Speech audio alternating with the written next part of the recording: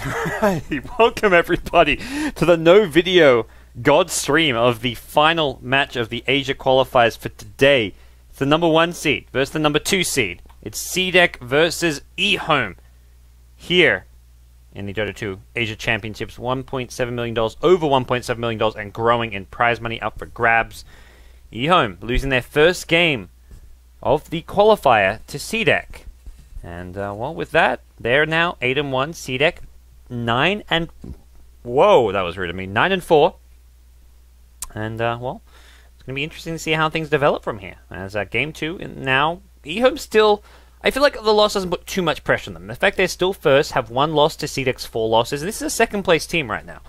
I'll do a quick refresh of the standings to see if there's been any other major developments. Haven't been able to get the results from all the matches going on, of course, being only in one place at a time. But yeah, EHOME 8-0.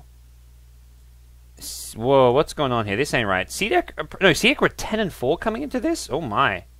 So this makes CDEC 11-4 even. I think I was actually maybe wrong about where they were. Yeah, they beat DG 2-0. So I think CDEC are actually 11-4 now, with EHOME 8-1. So CDEC have a lot of wins under their belt. Then you have Immortal Magneto at 8-4, Big God at 7-5. A few teams sitting on a decent number of wins, but the fact EHOME have lost very few right now is good. Tongfu, another team, 5-1, have not lost many games just yet. HGT 3-1. But that's the standings. Let's talk Dota 2. Let's talk draft here, because this draft took a while to connect into. So we didn't get all the beginning of the draft, but Perfect World Servers being what they are, they kicked me out of the last game. I can't believe they did that.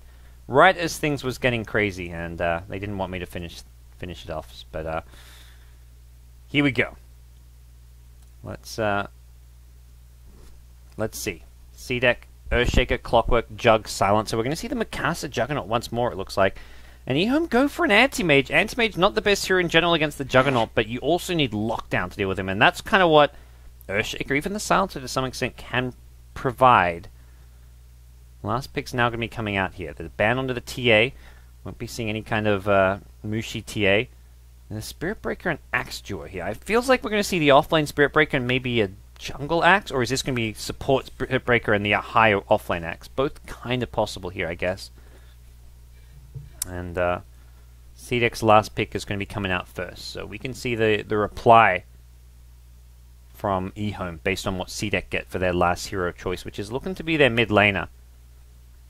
Something for maybe. It was the Queen of Pain last game. The Shadow Fiend gets banned out this time. So if he wants to go for another Queen of Pain, it is possible.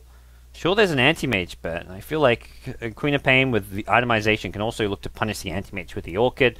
The Hex later on, you get a BKB to deal with the Mana Void and the Anti-Mage going on you. Of course, Abyssal Blade can then deal with that, but we'll see what CDEC have in mind. I don't know if they're going to be going for the exact same approach as the previous game, but this Silencer Jug duo, it's worked out well for them so far, and they're going to stick to their guns, stick with what worked. EHOME, on the other hand, it's very kind of TI4 DKS. The draft worked alright for them in game 1, but they're happy to go do like a full 180 and just go a different direction with the next game draft. An Axe line opening. There's no real way to predict what the 2 opening picks are ever going to be for this team. And it's that 71 influence, it almost feels like. 71 happy to kind of impose his drafting thoughts on his teams, and it seems with the DK and TI4 are doing a similar thing to what we're now seeing out of this EHOME team with Inflame in the drafters seat. They are playing from their kind of boot camping location, which means 71 could even be behind them, giving some coaching, his advice on the draft. He's not banned from doing so. There's no rules against it. Not like some LAN tournaments like your TIs where you're not actually allowed to be involved in the booth if you're a coach. Coaches, totally okay in these online tournaments. No rules against it. So Puck, the last pick for EHOME. Oh no. No, whoa, okay. For a second I thought I was having connection issues. That could mean we may be in for some serious lag though. Perfect World lag, always a fun thing to deal with. But we'll see what it's going to be.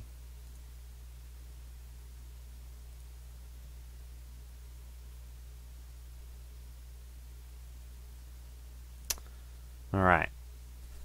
Are they still picking heroes, or is this me lag? It looks like they're finishing off the picks. Okay, no lag just yet. Hopefully it's going to remain the case.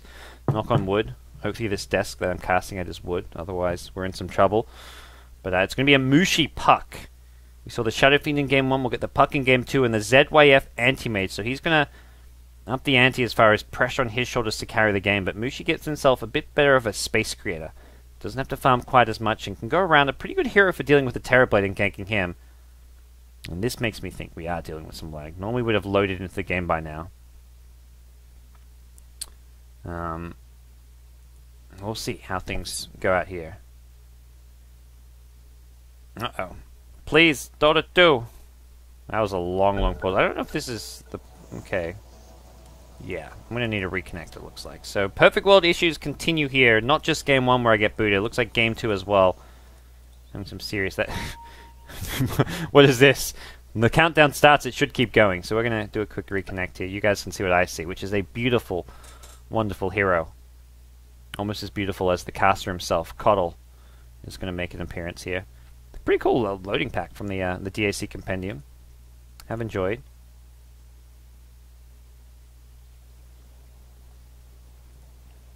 So this looks a bit better. Okay, I'm liking this more. Bit smooth so far. We'll introduce our two teams here before I get too distracted. I need to focus.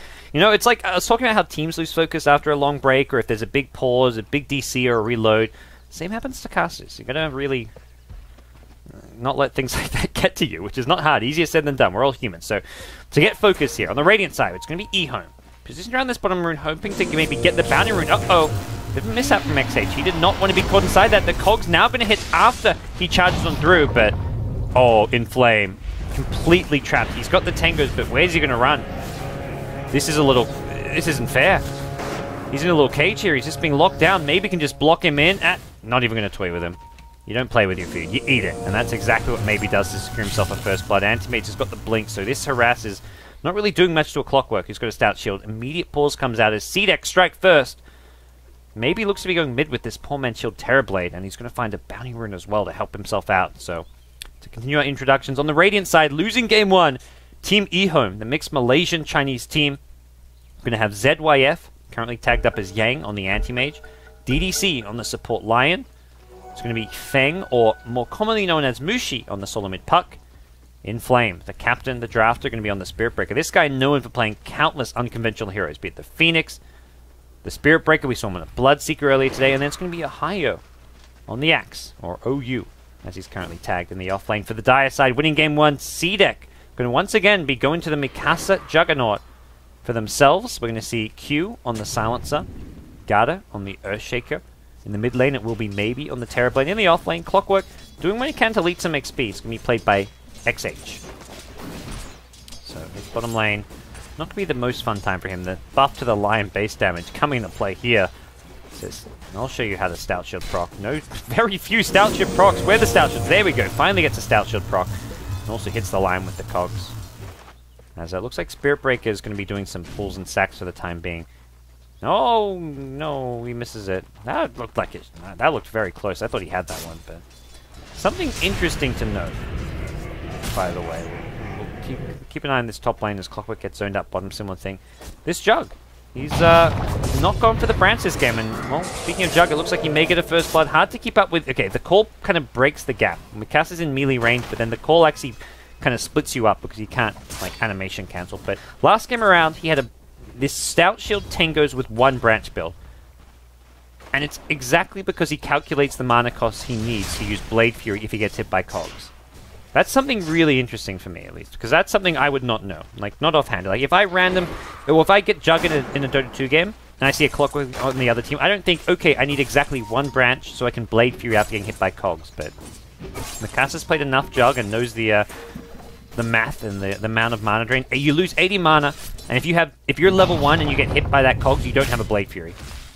Oh, top lane. Nice little rune secure going the way of Maybe here as Axe comes in, thinking he's big and beefy enough to contest it, but the Fissure will help secure it. And the charge now going to come bottom lane.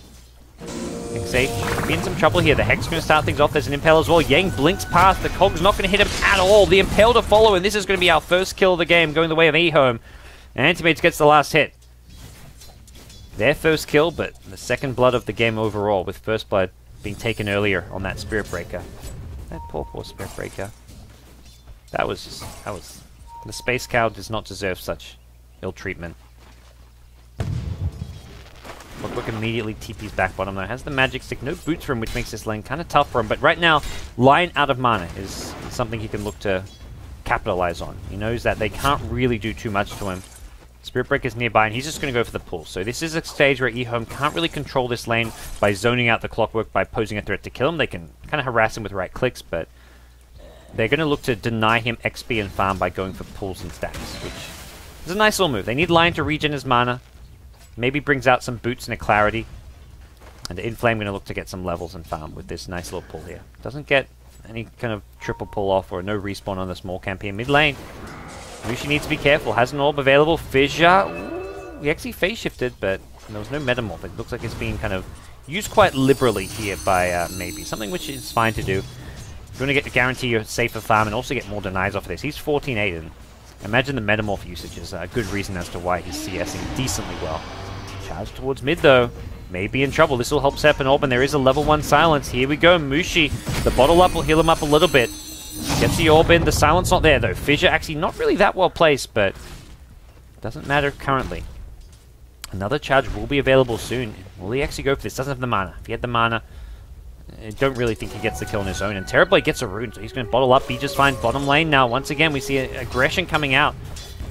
But Clockwork with a Sal will be just fine here. Lion with mana drain going to look to heal himself back up as well. So Puck and Terrorblade both get a rune apiece, which fills up both their 2 bottles and will allow them to stay in this lane. And we'll see top lane now being pressured. Mikasa on that jug. Once again, the phase boots rush from him, and we'll see probably a Mask of Madness. It looks like Spirit Breaker just wants to get to this top lane as fast as possible. Knows he's not getting this kill, but he wants to somewhat draw the creep aggro as much away from this tower as possible to keep it alive. And Jug has got just the 1 Blade Fury point, but with phase boots, Spirit Breaker maybe charged a bit too early because he wanted to charge so that he could draw this creeps off the tower, but did so when he had his own creep wave there. So as a result, doesn't actually draw creep aggro, and this tower could be going down. The Siege Creeper's there, and Mikasa trying to creep skip a little bit, but I think quickly realizes he doesn't quite have the damage or sustain to do so. So just some extra bit of damage done by Mikasa's play there, and he's still very healthy, and he'll get the Morbid Mass soon, and that's going to give him that bit of life still to stay alive and healthy. To stay in this lane, essentially. Alright, well, as things stand right now, ZYF is your top CSer in the bottom lane on his anti-mage, so his time in the safe lane has been helped out a lot by the Lion. The kill helping things out as well, so not only is he the top CSer, having a kill to his name is going to go a long way as far as getting him that fast Battle Fury. Axahio has fallen back to the jungle and looking to just stack it up and do what he can to get some farm. Clockwork Rocket Flare. Whoa, think he can maybe get an annoying... you find someone like a higher low in HP, you never know what that extra bit of damage can do. Especially, it's a level 2 Rocket Flare. He is leveling this up, so it's that kind of surprise factor coming into play. And Ahio, well, had the Tranquil Boots, but not even dropping them out of fear of them maybe getting stolen or sniped or some kind of craziness. Double rune for EHOME now, so Mushi goes top. They even send the Anti-Mage bottom, knowing that Terrorblade not exactly the best here to rotate off the lane to go for these runes, but he's fallen back to the jungle.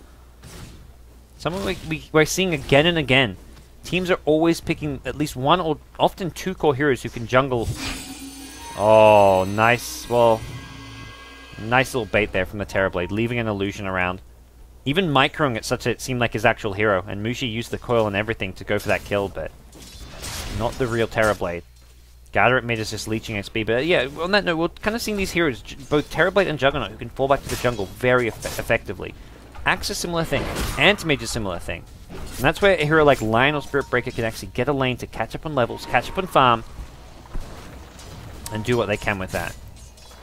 Apparently there's no sound in Dota TV. Let me just check that out, guys. We should be having sound in Dota TV. That's what this bar tells me. My Dota TV mic is on. If you're not getting Dota TV audio, it's a perfect world thing. As far as Dota TV goes here, it should be working just fine. So I do apologize if there's something wrong with it, but I've done everything I can as far as the setup is there. It's all in place such that it should work.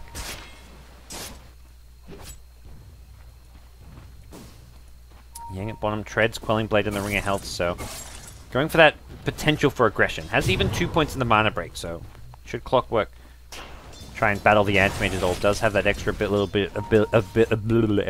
to fight him. Man, stutter is real. This is what happens when I cast for like 13 hours straight. Nice charge out. Inflame realizing that's an Omni/Jug. If he finds me, I'm in trouble. So we'll charge towards the bottom rune, and Axi's trying to secure this 8-minute rune now for his team. We've seen Puck looking to control these runes as well, so illusion from Terrorblade will make itself known, but Inflame will quickly realize that's a fake, and the illusion taken by the Spirit Breaker. Was going to get denied most likely there, so wants to make sure of it.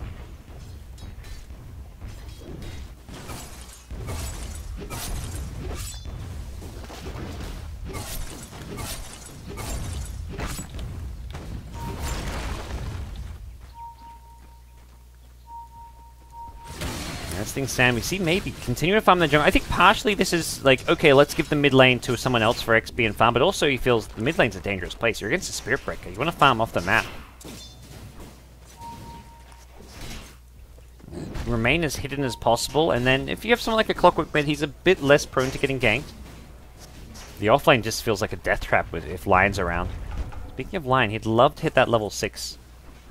That's when EHOME can really start looking to find some more kills and pickoffs with that. Top lane though, Mikasa getting aggressive, going to look to Blade Fury out the coil.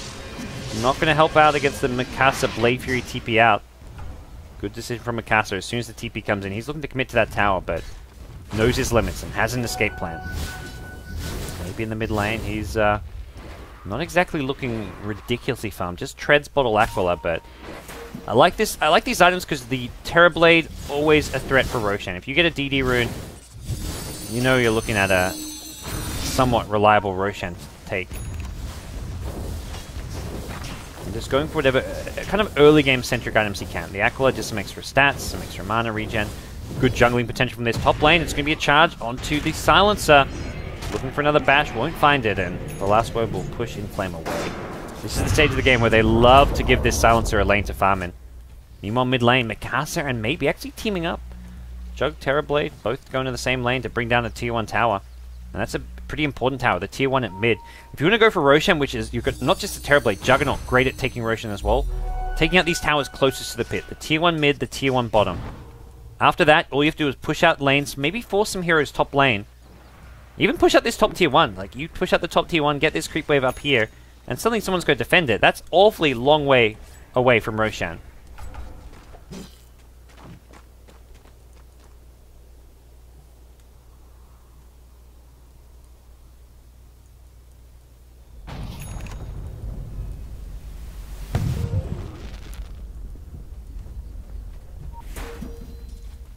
For EHOME, Anti-Mage, still farming well. He's looking like he's on track for that kind of 12-minute Battle Fury timing, which is something CDEC don't have a clear answer to. They're going to look to start taking objectives, taking towers. The Jug Terrorblade is going to be an easy access into Roshan, as mentioned, and from there you take tier 1s. You can even start working on tier 2s to some extent. You've got the Clockwork Initiation, you've got a pretty well-rounded lineup.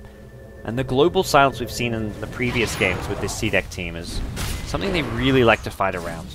I often kind of see these like long cooldown ulti lineups with something like a global silence or a Ravage where they have this downtime where they can't fight, but CDEC make up for that by farming very efficiently.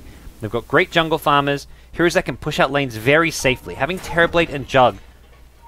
Terrorblade can farm and push out lanes with his illusions. Jug has the Blade Fury Omni/, great defensive capabilities. The Blade Fury TP out, not something which EHOME can stop apart from an Axe Call, and Axe without a Blink Dagger doesn't really have that good initiation. There is a Blink for Puck though, and it looks like this may be the answer to a potential push coming top lane. Thinking a Blink Silence on this Jug, you could look to bring him down with some Burst. It's a Global Silence and Fisher both there. He's going to turn around with an Omni/. Oh no! Looking like a dead or higher, but not with the dunk. Terrorblade shows up a bit too late to bring down the Axe, and he's looking for more. Gets the Haste Rune, and DDC not going to be chased. There is a Finger of Death available, and Terrorblade, one more right click. He misses the orb. Mushi, please! Oh, that kill was gift wrapped and brought to his door, but he just turned away the delivery guy. Not going to get the Terrorblade kill, and that should have been a Terrorblade kill. Further up, it was the Silencer killing off the Spirit Breaker. That Haste Rune did help him juke it. It wasn't the easiest kill to land, but with a Blink Dagger, sure, he's got a haste. He could have just gone for a Blink Waning Rift once the Waning Rift was back up, but Mushi misses out on a big important one. Top lane now, Clockwork wanted to commit to that tier 1 tower, but will quickly find himself in a tough spot. Mushi will be forced back, and we'll get rid of the Curse of the Silences. We'll see the tier 1 tower now get denied. Finger of Death, 2 minutes on cooldown. DDC won't be pleased about that one, but EHOME need to maintain their composure. Even when you make those kind of big mistakes. Mushi knows all about those kind of plays. Flashback to TI3 with a certain mistake that was made by one of his teammates that will never be forgotten. Obviously the stakes not quite as high here, but this is still a $1.7 million tournament. Just one BO1 right here, or I guess game 2 of a BO2, as far as qualification goes. This match itself does not individually decide too much, but this is 2 of the favored teams. So, as far as getting into that top 4, both these teams looking like they're in a good position, but it's still early days. Still a lot that can happen. Still a lot of Dota to be played over the next 4 days. And there we go, Battle Fury, 13 minutes in, treads up with that. ZYF, looking good. The Treads Quelling Blade is there, so he's got all he needs to flash farm these jungle camps. Probably going to go for the Vlads as well. Unless he really thinks he needs the Manta ASAP. And I mean, there's no Orchid hero that's already looking to gank him a lot. I feel like this is not a, like, okay, you need that Manta ASAP kind of game. I feel like the Vlads, just for the faster farming and the lifesteal it gives you, the extra sustain is the way to go for sure. Treads now picked up by Inflame on his Spirit Breaker, and worried about that Roshan. Mushi going to go scout things out and look to make sure Roshan is not going down. Yeah, having lost game 1 already, they do not want a 2-0 defeat. Even if they'd still be first as far as having... Well, they're not really first, I guess. I mean, they're already not really first. You count by wins here. Garda going to be brought down. Antimate's getting the kill there. But CDEC have the most wins of any team. They also have more losses than EHOME, though. Depending how you want to score it and rank these teams, EHOME are like second, I guess, behind CDEC. But EHOME 8-1 to CDEC's 11-4. Mayo maybe looking for a Blink initiation up top. Mikasa may be the target. If he can get close enough for a Blink call, we may see a TP, and this is where the puck wants to probably TP in. There's your Blink call they need. Oh, doesn't need backup perhaps. Needs some spins is what he needs. Doesn't get the kill. Global Silence even being used. The charge going to come in. Mikasa tries to turn around. Can he get the Omni Slash off? Yes, just in time. Clockwork elsewhere kills the puck with the help of that Global Silence. That was at bottom lane. The fight at top lane still continues, and Ohio cannot really send up to the Terrorblade damage, even with the core bonus armor. Mikasa will chase him down. Gets the crit as well. TP coming in. That's, well, maybe a TP that's going to get cancelled. Yeah, Antimate decides against it. Lion shows up, has a Finger of Death, but hasn't got a good target. Healing Water's got Jug back up to fighting shape, and CDEC 3 dead. Not sure what happened to Mushi. Well, he's 6 feet under. That's the end result.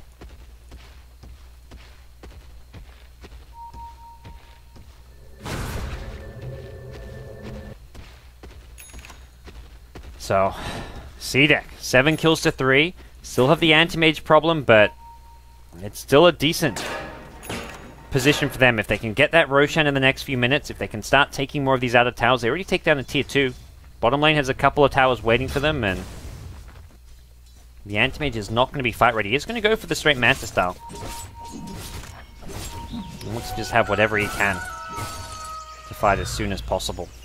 Probably realizing that his team will need him. He's the only one with any farm. Mushi is only on sub 5k net worth to the Jug's 7.7 and Terrorblade at 8k.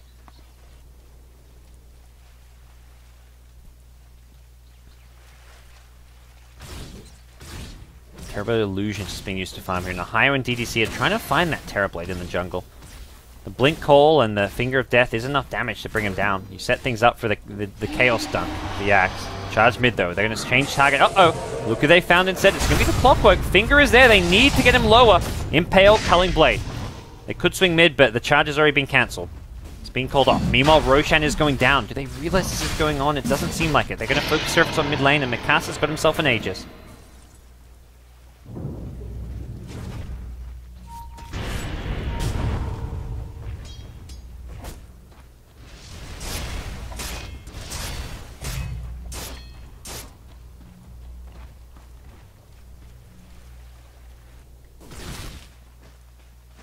Alright, well, towards the bottom lane we go with Aegis in hand. CDEC feeling like they can start taking more objectives. Not exactly a big lead they've acquired, but it's a decent enough one, and the Aegis giving them the advantage of being able to push down towers somewhat uncontested. But for now, it's a tier 1 for a tier 1. And this anti-mage, that's his job. Just keep making sure there's a trade. Anytime CDEC look to group up as 5, use this 5-man power of theirs get something somewhere else on the map. He goes for this neutral camp. He's going to go from neutral camp to neutral camp and then probably meet up at this top lane, because he needs to keep the pressure up at this top lane, it feels like. And he's going to head straight there. Q gets down some nice offensive wards for the bottom tier 2. Going to be sieged in a second. Metamorph already being popped, and I think CDEC realizes there's unlikely going to be a fight for this one. Ahio gets scouted out by an observer ward, caught out by the hook shot, and no escape for him. And Silencer picks up some more stolen intel. Meanwhile, bottom lane, the tier 2 tower, not even going to be glyphed, I imagined.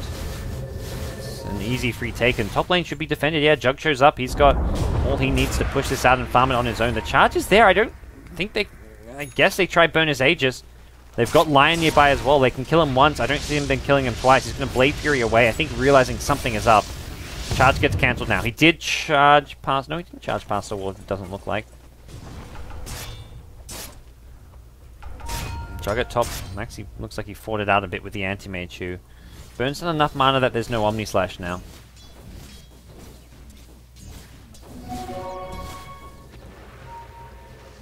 And for EHOME, they're in this position where they just want to make sure they don't lose too much while this Aegis is online. Problem is that they may lose just every single out of tower they have. Terrorblade Metamorph is not there for a full minute, but there's still going to be like a... Next time they have Metamorph, they'll have a good 90 seconds to 2 minutes on this Aegis. They could even consider high ground. It is early days. It's 20 minutes into the game at that point, but I feel like they've got the tools to maybe go for it. They are playing for a more late game oriented strategy though, with Q going for the Midas and Silencer. That seems DDC, maybe going to look for another smoke. Pair up with Ahio again, use that finger, combine it with the axe, blink initiation, and try find some kills, but a few hard to kill heroes. Juggernaut most noticeably because of that Aegis, and it looks like maybe going to be even more heroes smoking up here. Ahio, please. Getting stuck in trees. Dying to neutrals wasn't enough this game. He's been playing really well throughout this qualifier though, from what I've seen. As I say that, another mistake's made, not by Ahio, this time by the clockwork. It's getting late. This is, I think, past midnight in Asia.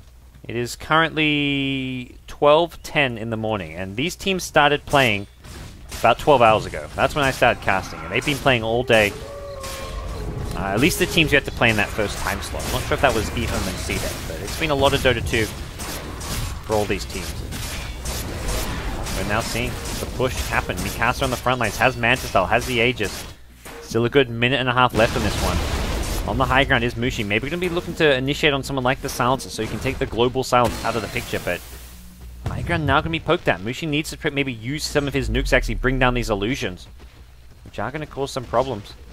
Manta Style back up in 30. If he pops the Manta as soon as he metamorphs, he gets a second Manta Style on this. There we go. The nukes coming in. Mikasa's the target, but he's got Aegis. Maybe can he get off his Thunder? Doesn't have mana for it. Now the charge goes through. Does get off a global before he goes down. Echo Slam from Garda does a ton of damage. Inflame Spirit Breaker going to be the first to fall on the Radiant side. Now it's going to be the Omni Slash coming through. Ahio bounces onto DDC. Double kill for your Juggernaut, and Mushi kind of trapped in place here. He's got the max. Oh, what on earth is this build? It works out, it saves his life, the max phase shift. I'm like looking down, I'm like, he's level 11, he shouldn't have max phase shift, but he does, and actually saves his life. Mushi with a kind of ballsy call to go for this unconventional build, and it works out. Now the Cog's going to look to cover the retreat from Mikasa. There's no mana void available, and Axe will survive to fight another day. I look down, I'm like, wait, how's he got level 4 phase shift at level 11? He's got 1 in Coil, and 3 in Orb and Waiting Rift. His nuke damage isn't as impressive, but with the Blink Dagger up, the only way you blink out after the phase shift is if you don't take damage for 3 seconds. The only way to do that is max phase shift. So this build, something you don't often see on a puck, but that just saved Mushi's life. That just saved EHOME a lot of worry if they'd given up another kill on a core hero like the puck. Still, a lot of damage is done, and it's still CDEC pulling further and further away, it feels like.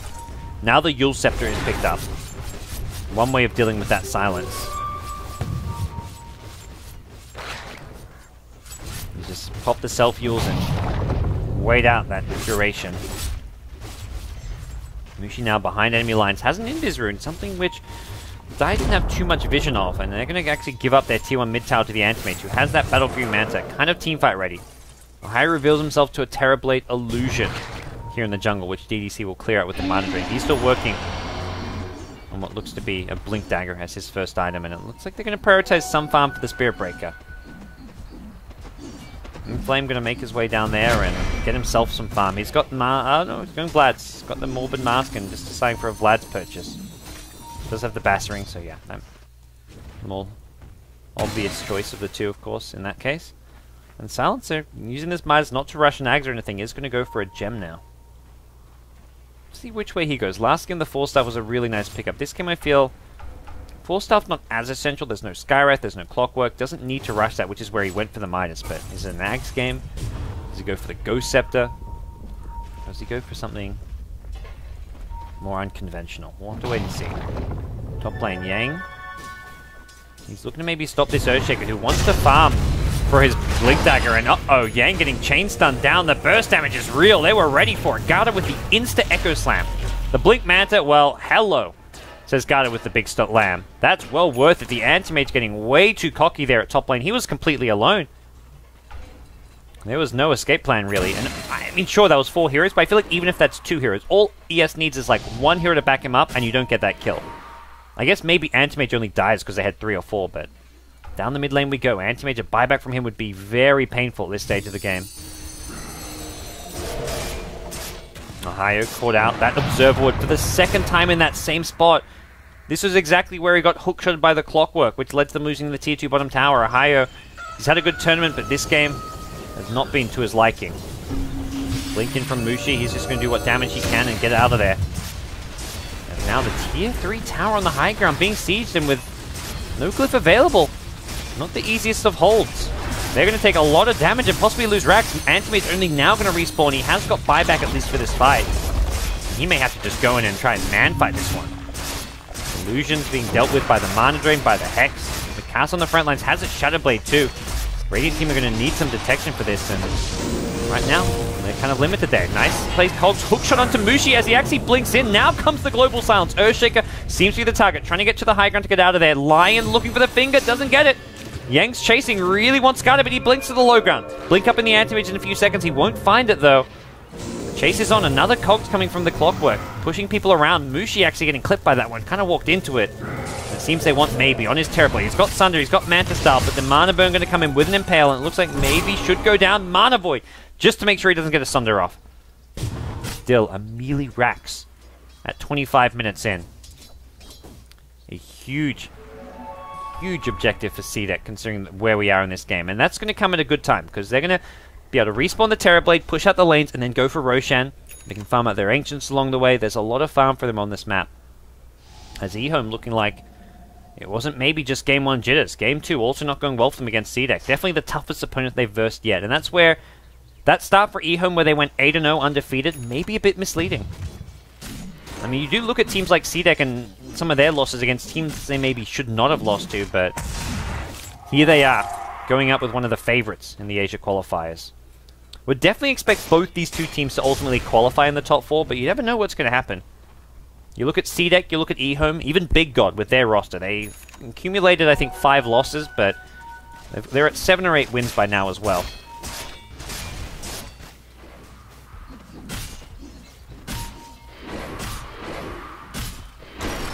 Oh, this hookshot not going to land. Inflame. He sidesteps it. And Roshan not respawning for a little bit of time, but we're going to see constant scout coming out from CDEC. And EHOME just don't really have the team fight to contest it. They don't have the heroes for this. It's not like they've got that big ultis for a fight around there. And Ohio, oh, deja vu.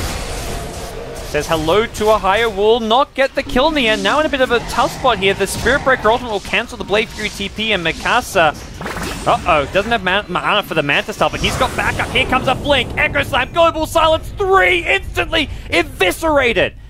This can transition into a Roshan. They may go mid to finish off the range tracks. They may go for another lane of Rax altogether, but the Creep Wave's not in the best spot for this. There will be time for EHOME to respawn, but what a turnaround. Garda's Earthshaker, his signature hero for a reason. The big bad slam and shaker. Here's his little effigy, doing tribute to the little ground cow. He shows the space cow who the real cow in this game is. And now they are going to swing straight through to the bottom lane with Metamorph up, the damage output with a Skadi Manta Style from this Terrorblade. Glyph will be used. We're not going to see buybacks come out as Lion will respawn, but this looks like a second lane, well, a second melee rack being taken by CDEC. And could even go for the range Rex if they want to get a bit greedier, but it looks like they're going to play it safe and leave just some illusions behind. The charge now comes out, but the damage has been done. Anti-Mage did what he could as far as pressuring bottom lane. Buys a BKB for this fight. The Fissure going to cancel the charge, and the hookshot to a teammate. They get out of this one. They leave the illusions behind. They're looking to fight this one. They know there's a few ultis missing. No global, no echo, but no problem, says Mikasa. Gets one. Anti-Mage slams home a double kill on the Terrorblade and the Clockwork. Mikasa has no escape now. No mana for anything, and also all the cooldowns. The Shadowblade, the Manta style, doesn't have those available, but still, once again, much like last time, CDEC, they get what they came for. They get a melee Rax, and considering we're 28 minutes in, that's huge. Up a full lane of Rax in the mid lane, a melee Rax at bottom. They don't care they lost 2 of their carries. Their Clockwork as well. All 3 core heroes dead. The one thing I feel EHOME have to do now if they want a chance is to take Roshan. It's not easy. There's no Vlads on your Antimates. They haven't got the best heroes for doing this, but if CDEC get Aegis and Cheese, I think it's all over. It's got to happen.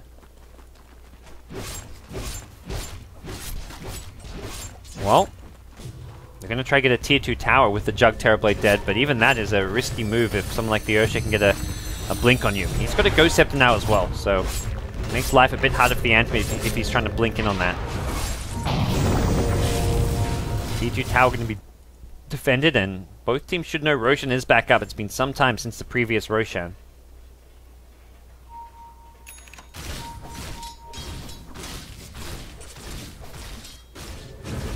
Juggernaut going to make himself towards the mid lane, has picked up a Basher, and I think we just go straight into Roshan if you're CDEC.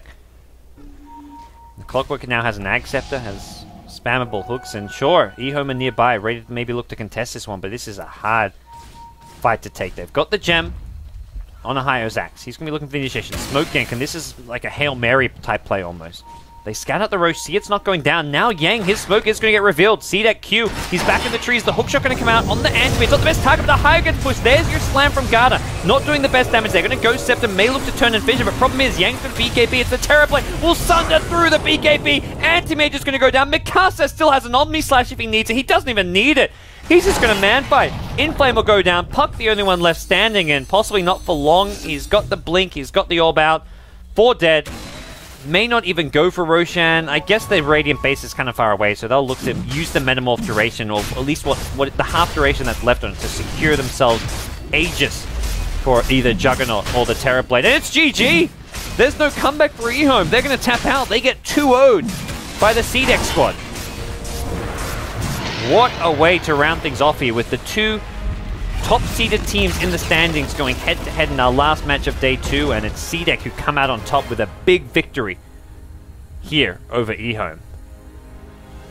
CDEC, who have not had the best, well, didn't start off with the best few days. They have managed to string together wins against Dreams Gaming, DK, a 1-1 draw against IMG, which was a bit of a concern, a 1-1 draw against Lai Gaming, and a 0-2 defeat against, well, 0-2 loss to Tongfu, have suddenly got a big 2-0 win. This gets them up to 12-4. They've played 16 of their 30 games with a 12-4 record. CDEC are smooth sailing, I would say. EHOME themselves, 8-2. Haven't quite got the same number of wins as CDEC, but the 2 losses there means they've got a lot more Dota to play. And, well, with the way EHOME's been playing in general, definitely favor them to go deep in this tournament and to be top contenders for that top 4. But for now, we're done with day 2. Check out Europe action, guys. If you guys aren't watching the European qualifiers for DAC, you're doing something wrong. LD, I believe, is casting over there with Blitz, or maybe it's Coddle Guy casting. Not sure on the exact specifics as what's going on. I've been here. I've been busy casting some of the Dota 2 action here. It looks like it is LD and Blitz casting Na'Vi versus PR over on Beyond the Summit. So, guys, that does it for me.